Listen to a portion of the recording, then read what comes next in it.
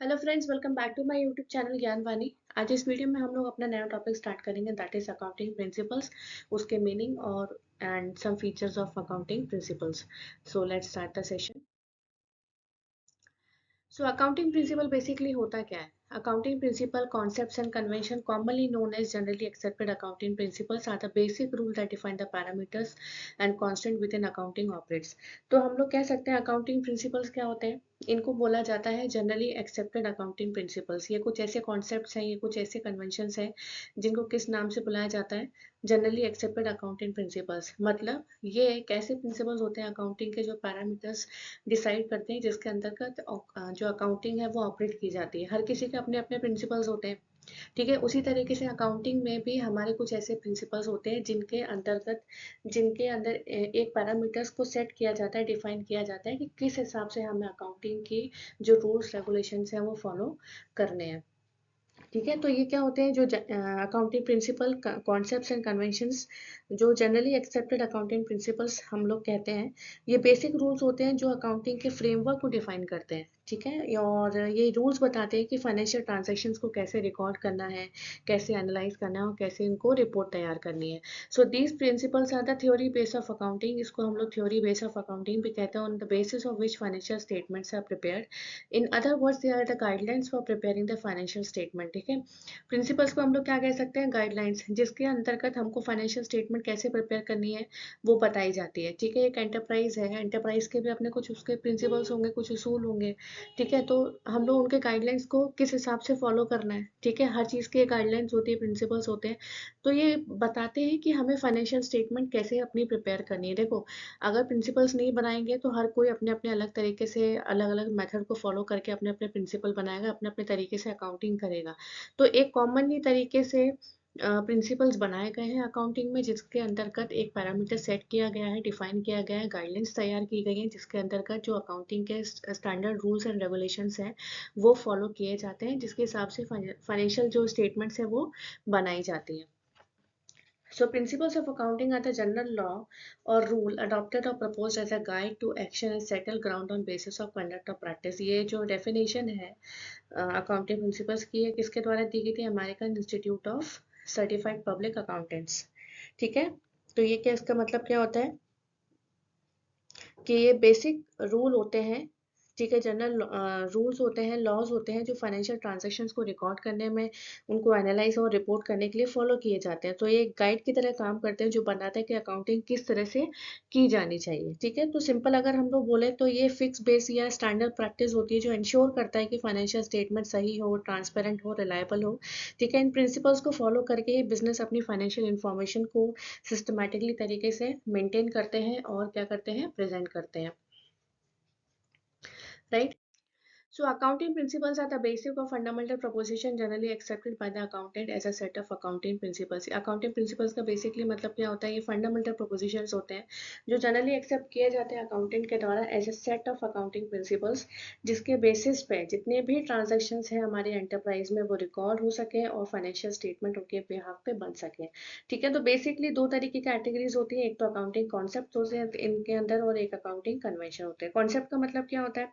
Concepts वही accounting जो fundamental principles होते हैं जो इंश्योर करते हैं कि जितनी भी हमारी फाइनेंशियल ट्रांजैक्शंस हैं उनको प्रॉपर्ली तरीके से रिकॉर्डेड किया जा सके, रिपोर्टेड किया जा सके एक्यूरेटली, कंसिस्टेंटली एंड कंपेयर किया जा सके अक्रॉस बिजनेस, ठीक है। आप जो भी फाइनेंशियल स्टेटमेंट, फाइनेंशियल ट्रांजैक्शंस बना रहे हो ना, उनको आप अच्छे से रिकॉर्ड करो, उनको अच्छे से रिपोर्ट करो, कंसिस्टेंट रहो उन चीज़ में, और आपकी जितनी भी फाइनेंशियल ट्रांजैक्शंस को आप उनको अक्रॉस बिजनेस कंपेयर करो कि हमारी फाइनेंशियल स्टेटमेंट मतलब हमारे बिजनेस की है तो दूसरे बिजनेस की क्या होगी, तो उस हिसाब से रिपोर्ट और रिकॉर्ड किया जा सके फाइनेंशियल ट्रांजैक्शंस को। So they form the foundation of financial recording. Accounting concepts क्या क्रिएट करते हैं? फाउंडेशन क्रिएट करते हैं, फाउंडेशन बनाते हैं किसकी? फाइनेंशियल रिपोर्टिंग की, और मेंटेन करते हैं जिससे जितने भी फाइनेंशियल ट्रांजैक्शंस हैं, कॉन्सेप्ट्स हैं, वो सब ट्रांसपेरेंट हो और रिलायबल हो, ठीक है। तो इन कॉन्सेप्ट्स को फॉलो करके जितने भी अकाउंटिंग यूजर्स होते हैं, ठीक है, उनको मदद मिलती है समझने में कि कैसे फाइनेंशियल स्टेटमेंट क्लियरली डिफाइंड हो रही है और यूनिफॉर्मली तरीके से उस चीज़ को बनाया जा रहा है। सेकेंड है accounting convention. So convention are the outcome of accounting principles being followed by the enterprise over a period of time. अब ये क्या है convention?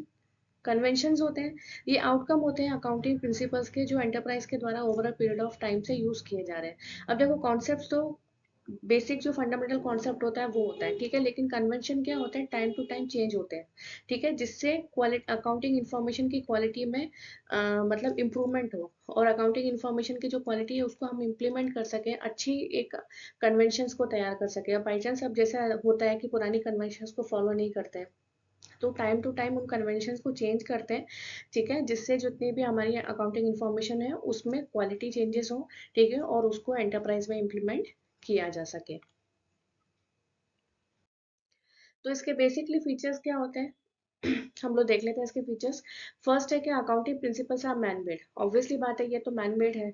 Accounting principles are man made and therefore they are best possible suggestion based on practical experiences. ये man made होते हैं accounting principles, इसलिए इसमें ये पॉसिबिलिटीज हो जाती है कि अपने अपने हिसाब से प्रैक्टिकल एक्सपीरियंस के हिसाब से जो एंटरप्राइज है वो अपने अपने सजेशंस दे सकते हैं। जो लोग बना रहे हैं accounting principles, time to time उनको कैसे चेंजेस करना है, क्या सजेशन प्रोवाइड करा जा सके, ठीक है, उनका प्रैक्टिकल एक्सपीरियंसेस पे क्या अफेक्ट पड़ रहा है, तो ये सब चीज़ें भी पॉसिबल सॉल्यूशन देता है। So they are recommended for use by all enterprise to ensure uniformity and understandability. Second है accounting principles are flexible. Flexible तरीके से अकाउंटिंग प्रिंसिपल्स बनाए जाते हैं क्योंकि ये रिजिड नहीं होते, ठीक है, फ्लेक्सिबल होते हैं, आप उनको परमानेंट नहीं कर सकते बट चेंज कर सकते हो टाइम के अकॉर्डिंग, ठीक है। नेक्स्ट है accounting principles are generally accepted, ठीक है, ये तो रूल ही बना है कि अकाउंटिंग प्रिंसिपल जनरली एक्सेप्टेड है, ठीक है। So accounting principle are the basic and guidelines for accounting and are generally accepted. So the general acceptance of an accounting principle usually depends on how meets three criteria. अब देखो ये generally accepted तो है law के द्वारा, ठीक है, तो इनके अंदर भी तीन क्राइटेरिया होते हैं। कौन कौन से? तो कौन कौन से क्राइटेरिया है इसके? फर्स्ट है relevance. Accounting principles are relevant if they result in information that is useful to the users of accounting information. Accounting principles तभी relevant होंगे जब उनकी जो information है users के द्वारा useful होगी, ठीक है, जितनी भी accounting information use की जा रही है उसका users के साथ understandability होनी चाहिए, उनको समझ आना चाहिए कि basically क्या है, ठीक है, तभी हम कह सकते हैं कि वो चीज़ relevant है, ठीक है। तो जब जितनी भी इंफॉर्मेशन है यूजर्स को मिलने वाली, जितनी भी अकाउंटिंग इंफॉर्मेशन है, अगर वो यूजफुल हो तो ही अकाउंटिंग इंफॉर्मेशन यूजर्स के लिए यूजफुल रहती है, रेलेवेंट रहती है, ठीक है। मतलब अगर अकाउंटिंग प्रिंसिपल का फॉलो करने से फाइनेंशियल स्टेटमेंट क्लियर, एक्यूरेट और डिसीजन मेकिंग के लिए हेल्पफुल बनते हैं, तभी उनका इंपॉर्टेंस होता है। तो ये प्रिंसिपल इन्वेस्टर्स, क्रेडिटर्स, मैनेजमेंट और स्टेक होल्डर्स को बिजनेस की फाइनेंशियल जितनी भी पोजिशन होती हैं और परफॉर्मेंस होती है उनको समझने में हेल्प करती है, ठीक है। नेक्स्ट है हमारा ऑब्जेक्टिव। ऑब्जेक्टिव क्या होता है? So accounting principles are objective if they are not influenced by the personal bias of the person preparing the accounting information. तो अकाउंटिंग प्रिंसिपल ऑब्जेक्टिव तभी माने जाते हैं जब उनका इम्प्लीमेंटेशन पर्सनल बायस या किसी इंडिविजुअल की प्रेफरेंस से अफेक्टेड ना हो, ठीक है। इसमें बेसिकली रोल किया गया है पर्सनल बायसेस का। सो मतलब फाइनेंशियल जो ट्रांजेक्शन्स को रिकॉर्ड और रिपोर्ट करते वक्त सब्जेक्टिविटी या पर्सनल ओपिनियन नहीं होने चाहिए, ठीक है। तो अकाउंटिंग इन्फॉर्मेशन फैक्ट्स और एविडेंस के बेसिस पे काम करता है, ठीक है, ताकि फाइनेंशियल स्टेटमेंट एक्यूरेट हो, फेयर हो और रिलायबल हो, उसमें पर्सनल बायसेस का कोई रोल ना हो। सेकेंड है फिजिबिलिटी।